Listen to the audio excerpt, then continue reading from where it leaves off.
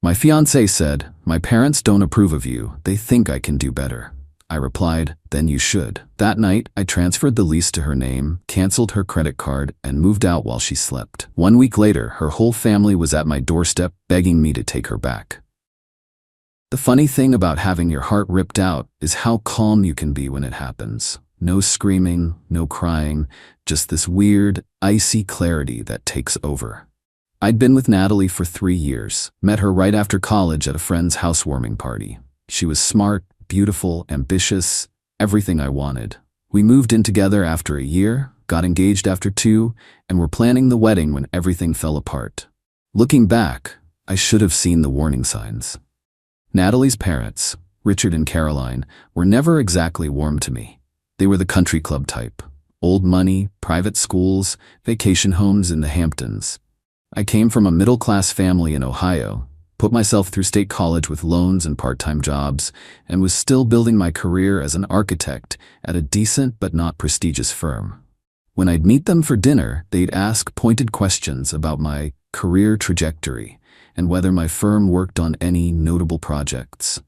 Caroline would reminisce about Natalie's ex, who was now at some hedge fund in New York. Richard would talk about friends' sons who were doctors or executives. I always brushed it off. Plenty of people have difficult in-laws, right? And Natalie would always squeeze my hand under the table, roll her eyes when her parents weren't looking. I thought we were on the same team. The day everything changed was nothing special. A Thursday in April. I came home from work tired after a long client meeting. Natalie was sitting at our kitchen island staring at her laptop. "Hey," I said, dropping my keys in the bowl by the door. "How was your day?" She didn't answer right away, which was unusual. Natalie was always talking about work, friends, something she saw on Instagram. The silence was my first clue something was wrong. "I had lunch with my parents," she finally said, still not looking up from her laptop. "How are Richard and Caroline?" I asked, trying to keep my tone light as I opened the fridge to grab a beer. "They're concerned about us." I paused, bottle halfway to my lips. "Concerned how?" "About the wedding." "About," she hesitated, finally looking up at me, "about whether you're the right choice for me." I set the beer down untouched. "And what do you think?" "I think they want what's best for me." "That's not what I asked." She sighed, closing her laptop. "They pointed out some things I hadn't really thought about, like how your career doesn't have the same potential as someone in finance or medicine, how we'll never be able to afford the kind of life I grew up with, how we come from really different worlds." "We've known all that from day one," I said, my voice still oddly calm. "It never seemed to bother you before." "It didn't, but thinking about the future, about kids someday, I don't know." They made some good points. "Such as?" "Like how you're so content where you are. You've never talked about making partner or starting your own firm. You're just comfortable being average." That stung. I'd never claimed to be exceptional, but I worked hard and took pride in my designs. I wasn't changing the world, but I was building a solid career doing something I loved. "What exactly are you saying, Natalie?" She twisted her engagement ring, the one that had cost me 3 months' salary, but that her mother had called quaint when she first saw it. "My parents don't approve of you," she said finally. "They think I can do better." The room seemed to tilt slightly, like a ship adjusting to a wave. 3 years together, a year of engagement, countless I love yous and future plans, and it came down to her parents' approval. "And what do you think?" I asked again, my voice very quiet now. She wouldn't meet my eyes. "I think maybe they have a point. In movies, this would be where I'd plead with her, remind her of our love, promise to become worthy of her family's approval. But that icy clarity I mentioned, it kicked in hard." "Then you should," I said simply. "Should what?" "Do better, if that's what you and your parents think."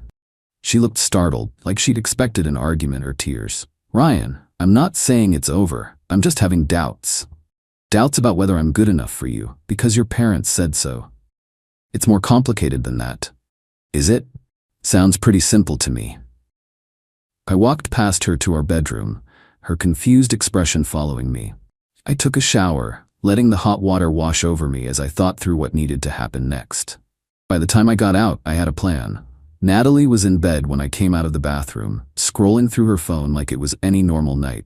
She glanced up at me. Can we talk more about this tomorrow?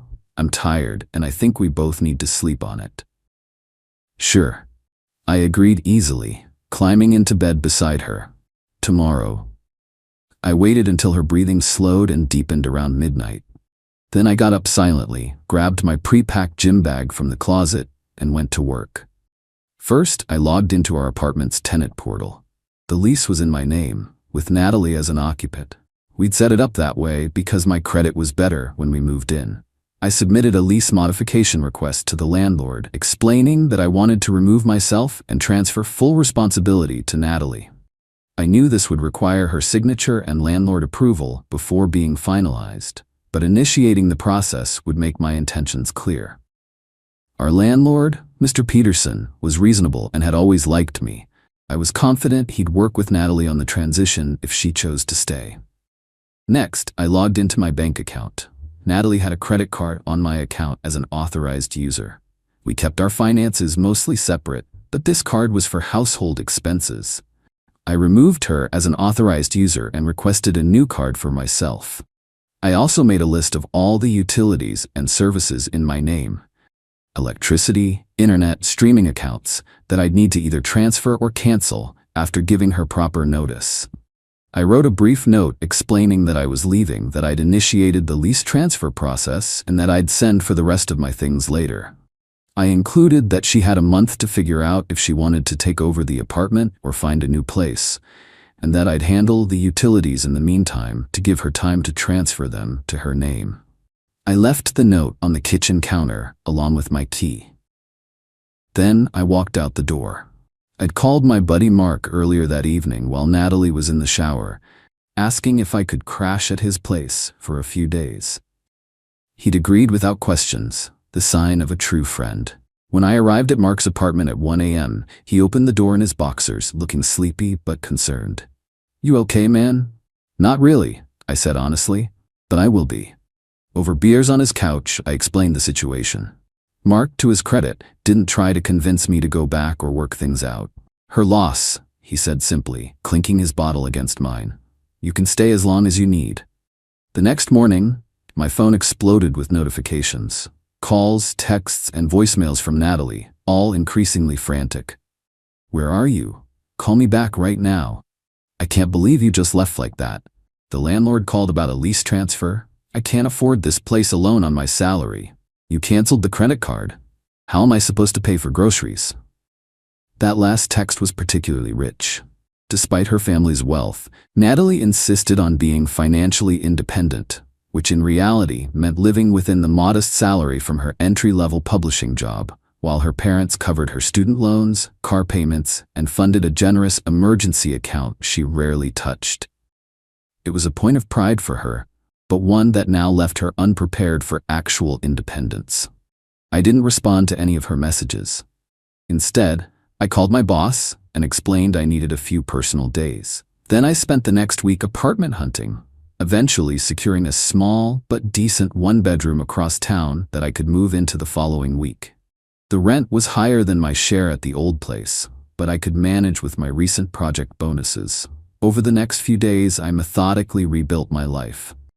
I stayed at Mark's apartment, sleeping on his couch and slowly gathering essentials for my new place. I updated my address everywhere, since I still legally had access to our old apartment until the lease situation was resolved. I arranged for a moving company to collect my furniture and larger belongings on a day I knew Natalie would be at work. Mark agreed to meet them there with the spare key I still had, supervising to ensure they only took my pre-agreed items. I also ordered the basics I would need immediately for the new apartment: bedding, kitchenware, toiletries, and had them delivered to Mark's place. By the time my new apartment was ready the following week, I had a plan for a smooth transition. Natalie's messages continued, evolving from angry to pleading. "Please talk to me. We can work this out." I didn't mean what I said. I was just stressed about wedding planning. My parents were wrong. I know that now. I finally responded on day 5 with a single text. "I'll be collecting the rest of my things next week. The utilities are paid through the end of the month, giving you time to put them in your name if you're staying. Please let me know a time when you won't be home so I can finish moving out." Her reply was immediate. Please don't do this. I love you. Too little, too late. On day 6, I got a surprising call from Richard, Natalie's father. I almost didn't answer, but curiosity got the better of me. Ryan, he said, his usual haughty tone replaced by something almost humble. We need to talk. I don't think we have anything to discuss, Richard. Please. She's not doing well. That's unfortunate, but not my problem anymore. Look, he sighed heavily, I may have overstepped, said some things I shouldn't have. You think? Can we meet? Caroline and I would like to speak with you in person. Against my better judgment, I agreed to coffee the next day. Pure curiosity, I told myself. Nothing more.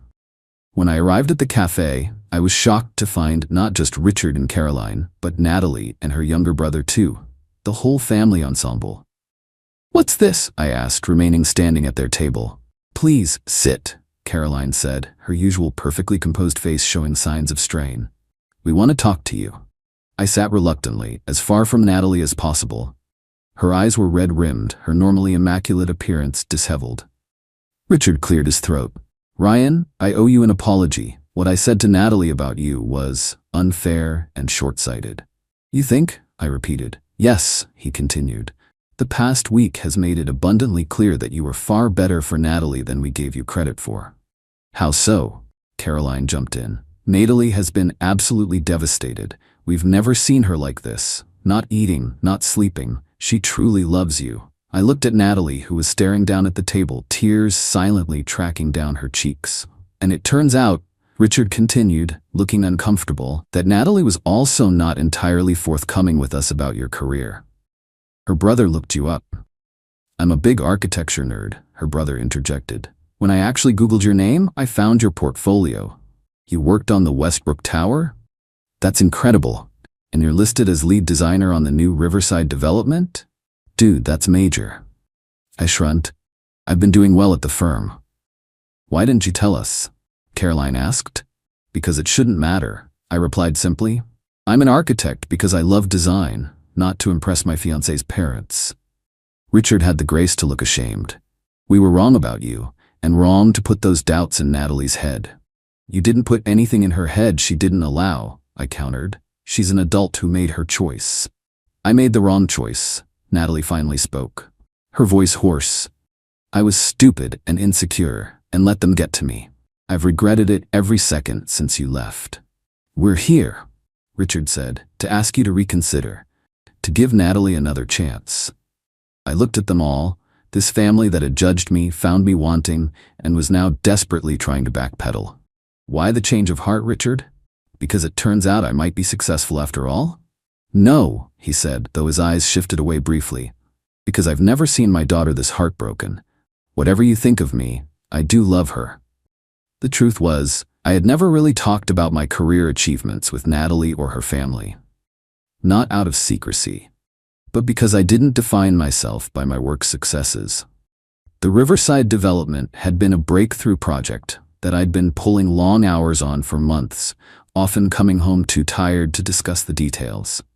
Natalie had always seemed more interested in talking about her publishing world anyway, and I'd been content to listen rather than boast about my own progress. Please, Ryan, Natalie reached across the table for my hand. I pulled back before she could touch me. I was wrong, so wrong. I love you, not what you do or what you earn. But you didn't defend me, I said quietly. When they said I wasn't good enough, you agreed. I was confused, stressed about the wedding, having cold feet. It wasn't about you, it was about me being scared. And now you're scared of paying rent on your own? She flinched. That's not fair. Isn't it?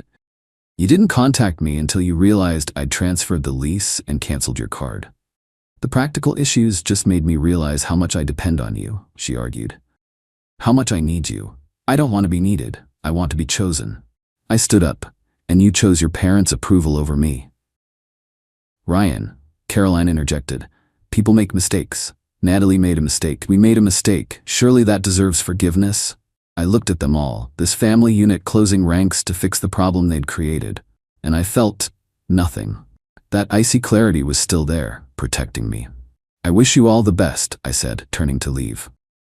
Wait, Natalie stood up, drawing glances from other cafe patrons. I'll do anything. I'll move into your new place. I'll pay my own way. I'll cut off my parents if that's what it takes. Her parents looked alarmed at this suggestion, which told me everything I needed to know about how genuine their change of heart was. It's not about any of that, I told her. It's about the fact that you showed me who you really are. Someone who values status and other people's opinions over loyalty and love. I believe you now. I walked out, ignoring her calls behind me. That was 6 months ago. I haven't spoken to Natalie since, though she still texts occasionally. Her parents sent me an expensive bottle of scotch with a note of apology, which I donated to Mark's birthday party. The Riverside development I designed opened last month to positive reviews. My firm made me a junior partner as a result, with a healthy raise. I bought a condo in the building, small, but mine. Sometimes I wonder if I was too harsh, too unforgiving. But then I remember how easily she wavered, how quickly she accepted her parents' assessment of my worth. Some betrayals cut too deep to heal.